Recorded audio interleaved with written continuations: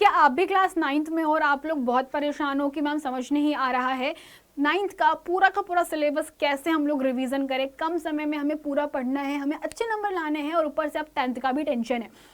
ये आपके पास में सिर्फ 1 महीना बचा हुआ है जिसमें आप इतनी सारी प्रॉब्लम्स को सॉल्व करने की कोशिश करोगे, क्योंकि तुम लोगों ने साल भर सिर्फ एक ही काम किया है। पाप भाई, तुम्हें अगर बुरा लग रहा है तो लगे, मुझे फर्क नहीं पड़ रहा, क्योंकि तुम लोगों ने सच में पूरा अपना 1 साल बर्बाद कर दिया है।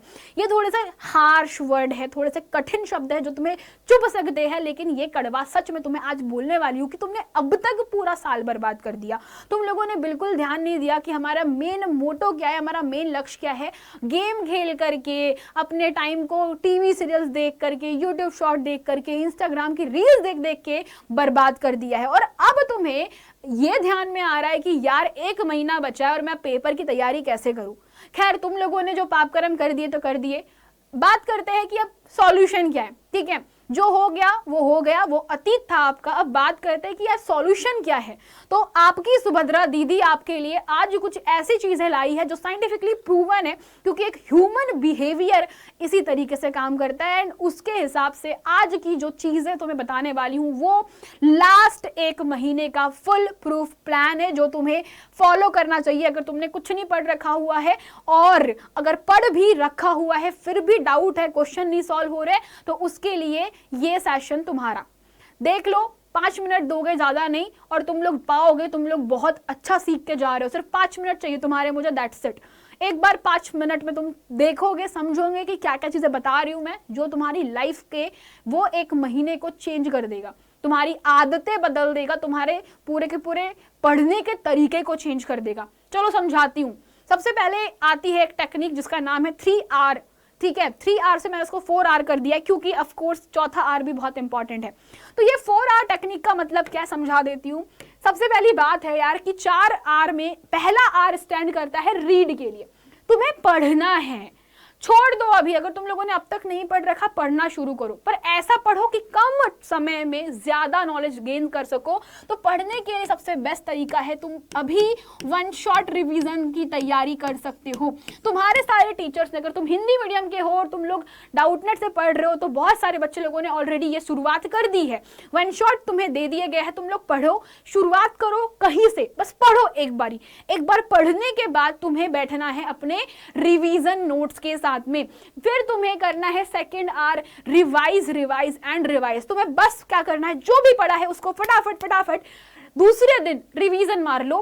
तीसरे दिन तुम्हें करना है क्या, रिव्यू, कि कितना आता है, तुमने जो पढ़ा है उसमें से तुम्हें कितना याद है। बेसिकली ये सिर्फ इतनी बात पूछ रहा है कि तुम्हें कितना आता है, बस इतना तुम रिव्यू करो। अगर तुम्हें पता चल गया कि तुम कितने गहरे पानी में हो, अगर तुम्हें पता चल गया तुम्हें कितना आता है और कितना पढ़ना है, तो बच्चों तुम्हारी आधी प्रॉब्लम सॉल्व। एंड लास्ट में वो सारे पॉइंटर्स को जो तुम्हें नहीं आते हैं उन्हें तुम्हें बार बार रिकॉल करना है। रिकॉलिंग का मतलब होता है तुम बैठे हो बाथरूम में, ठीक है, तुम लोग वॉशरूम में जा करके तुम लोग अपना टाइम वेस्ट कर रहे हो, मोबाइल चला रहे हो, 1-1 घंटा देख के रील स्पेंड कर रहे हो, उसकी जगह तुम बैठो शांति से, सोचो कि आज हम लोगों ने परमाणु संरचना में क्या पढ़ रहा था। आज हम मैडम ने सबसे पहले ये पढ़ाया था, फिर ये पढ़ाया था, फिर ये पढ़ाया था। तो उसको बार बार रिकॉल करो। जब तुम किसी चीज को रिकॉल करते हो तो तुम्हारा माइंड जो है उसको मेमोरी में स्टोर करना स्टार्ट कर देता है, और जब भी तुम्हें कोई पूछेगा, कोई क्वेश्चन तुम देखोगे तो वो तुम्हारी मेमोरी से पिक करना स्टार्ट करेगा और तुम उसको ना एग्जाम में लिख पाओगे। फिर बात करते हैं सेकंड चीज जो कि अक्सर हर बच्चा मिस करता है, वो है राइटिंग प्रैक्टिस। अगर तुम लोग राइटिंग नहीं प्रैक्टिस कर रहे हो, तुम लोग लिख के नहीं देख रहे हो, आई डोंट थिंक सो कि कोई टॉप कर सकता है। ऐसा कोई बच्चा नहीं है जिसने लिख कर ना देखा हो और वो टॉप कर रहा हो। बहुत बेटा रेयर केस होता है, लेकिन 1,00,000-2 लाख बच्चों में से 1 बच्चा होगा, 2 बच्चा होगा, 10 बच्चे होंगे जो ऐसा कर रहे होंगे। लेकिन बाकी सारे बच्चों के लिए जो राइटिंग प्रैक्टिस है मस्ट रिक्वायर्ड थिंग है। अगर तुम्हें राइटिंग, तुम्हें कुछ भी याद नहीं हो रहा, लिख के देख लो यार एक बारी।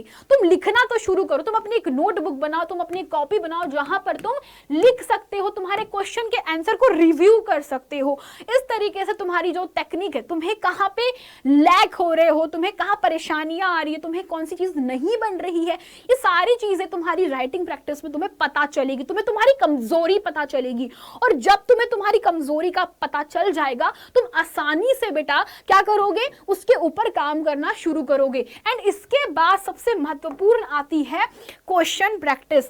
तुम लोग राइटिंग लिख लिख के कर रहे हो, क्वेश्चन को याद कर रहे हो, बहुत बढ़िया चीज है, लेकिन हमसे क्वेश्चन सॉल्व क्यों नहीं होते? प्रश्न हमसे सॉल्व तब नहीं होते जब हम लोग उनके पिछले साल के प्रश्न नहीं लगा रहे होते हैं, या बच्चों जो आपकी किताब के क्वेश्चन है वो भी हमसे नहीं बन रहे होते।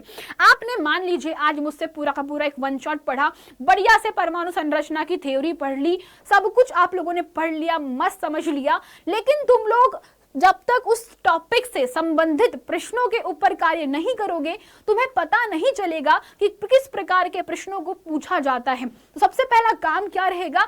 प्रश्नों को पहचानना कि प्रश्न कहां से पूछे हैं, कैसे पूछे। जब तुम्हें ये आ जाएगा तो ऑटोमेटिकली तुम्हारे प्रॉब्लम का सॉल्यूशन तुम्हें मिल जाएगा। तुम ये एक बार ट्राई करो, ये फुल प्रूफ चीज है तुम्हारे लिए लेकर आई हूं। And the last part again बेटा, जब तुम लोग क्वेश्चन कर लोगे, वापस से रिवीजन मारनी है तुमको, एक दो बार रिवीजन मारो, और तुम ये पांच चीजें ना, चार चीजें तुम रिपीट करके देखो, तुम देखना तुम्हारे अंदर एक चेंज आएगा, तुम्हारे अंदर एक परिवर्तन आएगा, जो तुम्हें लगभग 10 से 15 दिनों में दिखेगा। याद रखना, 2-4 दिन में कोई परिवर्तन नहीं दिखेगा, परिवर्तन दिखना शुरू होगा बेटा 10 से 15 दिन में। यानी कि अगर 1 जनवरी से तुम पढ़ना शुरू कर रहे हो तो तुम 15 से 20 जनवरी के आसपास देखोगे तुम्हारे अंदर एक परिवर्तन आया है।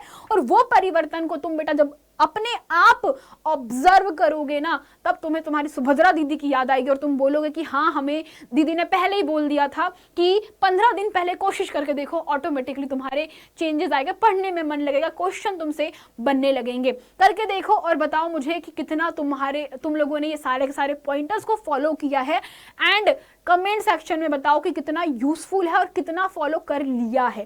दैट्स इट बच्चों, ये चीजें लाइफ में हमेशा याद रखना। एक स्टूडेंट के लिए, अगर तुम किसी कंपटीशन एग्जाम की तैयारी कर रहे हो, उसके लिए, यदि तुम बोर्ड एग्जाम की प्रिपरेशन कर रहे हो, चाहे कोई भी एग्जाम हो, ये ट्रिक्स हर बार काम करती है। तो आज के लिए तो इतना ही, मिलते हैं कभी और तुम्हें कुछ और पॉइंटर के साथ में। धन्यवाद।